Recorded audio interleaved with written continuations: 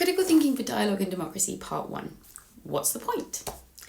I wanted to start making videos that people could see the use of more obviously. So this series is going to be about giving practical advice on how to approach conversations with people we disagree with and how to challenge problematic thinking.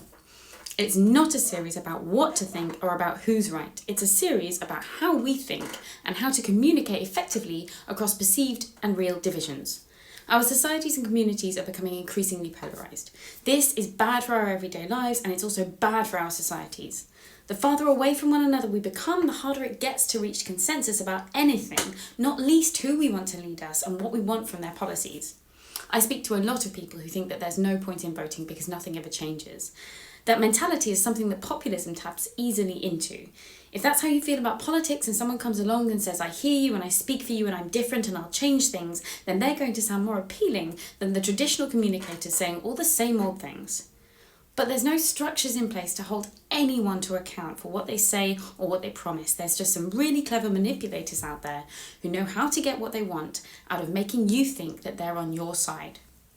Certain figures exist on the internet who understand the untapped social and democratic resource that is political apathy and can and do effectively convince people that things could change if things were very different. Now, that's true. Things could change. But do we want things to change in a direction that increases international tensions and local tensions, that demonises certain people in society, that doesn't serve the interests of those struggling to make ends meet and only capitalises on their frustration? Probably not. I seek to be as apolitical as possible in this series. I'm not here to tell anyone that they're right or wrong. I want to help us engage with one another and with the information better so that we can be more constructive in our conversations and in the decisions we make about how we want our society to be, and so that we don't believe things that aren't true. The sophisticatedness of AI means that extremely compelling content can be created that seems completely legitimate. We need to build ourselves some mental armour in order to protect our relationship with reality and with one another.